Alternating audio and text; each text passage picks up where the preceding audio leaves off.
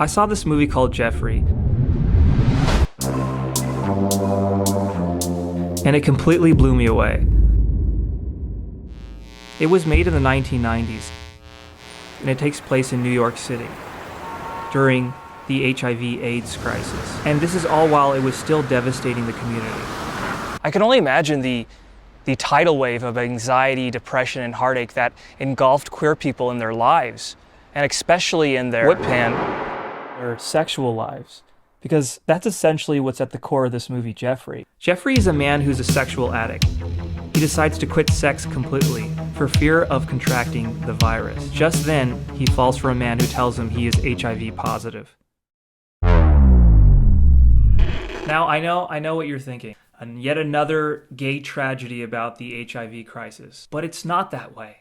This is actually an uplifting comedy. And I was surprised, especially a movie that came out during the eye of the storm when this was all happening. To have this comedic tone to it, it was quite a surprise. It feels a lot like a spoonful of sugar helps the medicine go down. Watching this movie, Jeffrey, was just an amazing time. And in my opinion, it became an instant classic for me. What makes this movie really still strong is how funny it really is. It's a product of the times. It's a 90s style comedy. We're talking about Wayne's World level meta scenes. The character constantly breaks the fourth wall, meaning he's directly addressing the camera, kind of like what I'm doing right now because I'm talking to you. There are these moments of hilarious absurdity that go off on tangents, like one that happens on a game show, and there's even a phone sex scene with his parents. It's pretty ridiculous and funny. Being a product of the 90s, this film is very much of the time. It just has this energy to it and this frivolousness to it. And also, you won't believe who's actually in this film. Now, at one point, you're probably going to recognize somebody in this movie because there are a lot, and let me say, a lot of surprise cameos in this. For instance, you might see Professor X playing a memorable role as Jeffrey's friend and mentor, and he plays this character with so much charisma without going over the top.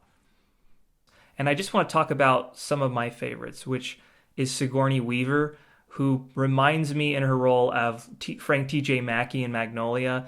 This is a very memorable scene that could stand on its own of how good she is, how comedic this character is, and she really delivers. And there's numerous other minor cameos that I don't want to spoil, but by far the most funny and impactful was Nathan Lane playing a priest. That's all I'll say.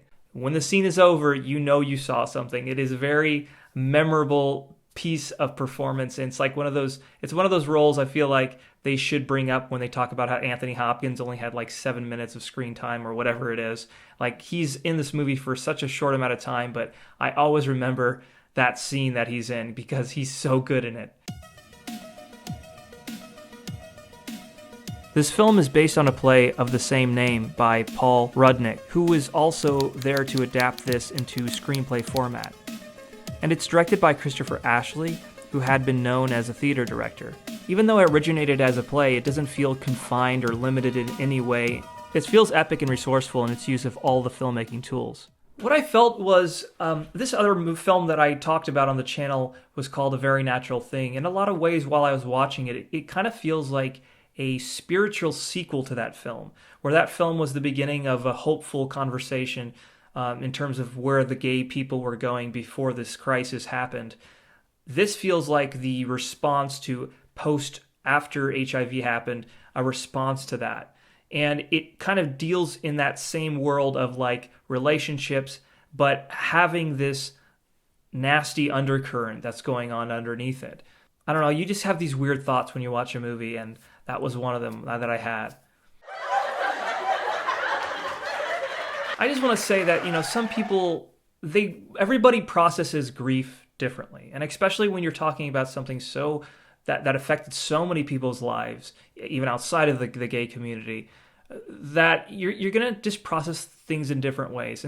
And some people, I'm sure they would find a movie like this offensive. And I think that's a very narrow, counterproductive way to look at it. Like, how could you be joking at a time like this?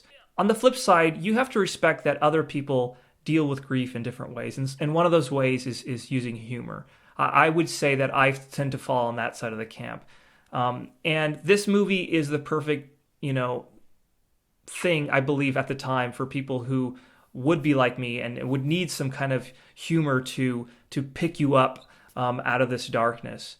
Outside of queer cinema, films like Doctor Strangelove also dealt with very, very serious subjects in a comedic way. And yes, there's still an emotional undercurrent throughout everything, but on the surface, it's so easily digestible. And humor is a wonderful tool to disarm you and to actually start a conversation in an easy way. And that's what I think this film does beautifully. I feel like the writer was also feeling the same way. In my research, I found this article written by Charles Sanchez, which is a retrospective interview with the writer of Jeffrey, Paul Rudnick.